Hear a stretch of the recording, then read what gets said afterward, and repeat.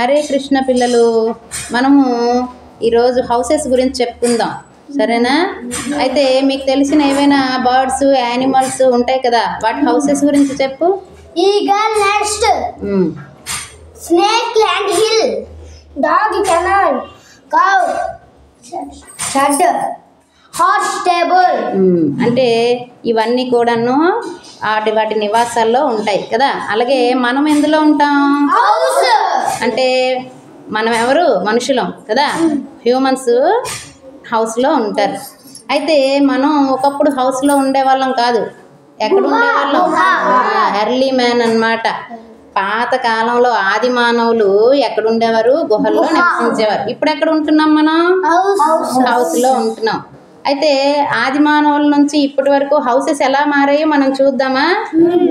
చూడండి, దానికోసం మనం ఒక టీఎల్ఎం చేసాము. ఇది ఒక పెళ్లి కార్డే కదా. దీన్ని చూడండి, ఎవల్యూషన్ ఆఫ్ హౌసెస్.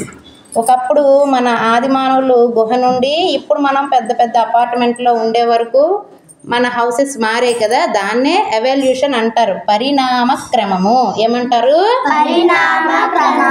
ఈ పరిణామ క్రమం మనం ఒకసారి చూద్దాం, ఎలా నుంచి ఎలా మారిందో. ఇక్కడ చూడండి, మనం అందంగా ఒక ఇల్లు చేసుకున్నాం. బాగుందా? చూసారా? ఎప్పుడైనా ఇంటికి ఇలాగా హౌస్కి ట్రీస్, ఫ్లవర్స్ అన్నీ ఉంటే అందంగా ఉంటుంది కదా. ఇప్పుడు ఫస్ట్ ఎర్లీ మ్యాన్స్ ఇక్కడ ఉండేవారు. అందుకే దీన్ని ఓల్డెన్ డేస్, లాంగ్ ఎగో, చాలా కాలం క్రితము ఇలాగా ఉండేది. చూడండి, ఎర్లీ డేస్లో దేంట్లో ఉండేవారు? డెన్. ఈ గుహల్నే కేవ్స్ అంటారు, డెన్ అని అంటారు. ఇందులో మనకి ఆది మానవులు మొదటగా ఉండేవారు కదా.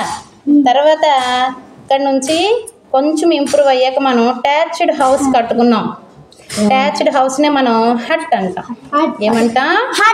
ఇది దీనికోసం మనకి ఏంటేంటి కావాలి చూడండి. Things: bamboo, leaves of coconut, palm, straw అంటే ఎండుగడ్డి, బ్యాంబూ అంటే వెదురు కదా, వెదురు కర్రలు. తర్వాత ఆకులు, కొబ్బరి ఆకులు, తాటాకులు, వాటితో మనం ఇల్లులు నిర్మించుకున్నాం అనమాట. దీనికైతే మనకి అప్పుడు ఎటువంటి థింగ్స్ అవసరం పడలేదు. కానీ ఇంప్రూవ్ అయిన తర్వాత మనం అటాచ్డ్ హౌస్కి వచ్చాక మనకి కొన్ని వస్తువులు అవసరం అయ్యేవి. ఇవి ప్రకృతి నుండి మనకి లభించేవి, వీటితో మనం కట్టుకున్నాం. తర్వాత నెక్స్ట్ మనం ఎలా మారామో చూడండి, మడ్ హౌస్. మడ్ హౌస్ అంటే మట్టి ఇల్లు. ఈ మట్టి ఇల్లు ఎలా నిర్మించుకున్నాము? ఈ బంక మట్టితో బ్రిక్స్ తయారు చేసేవారు.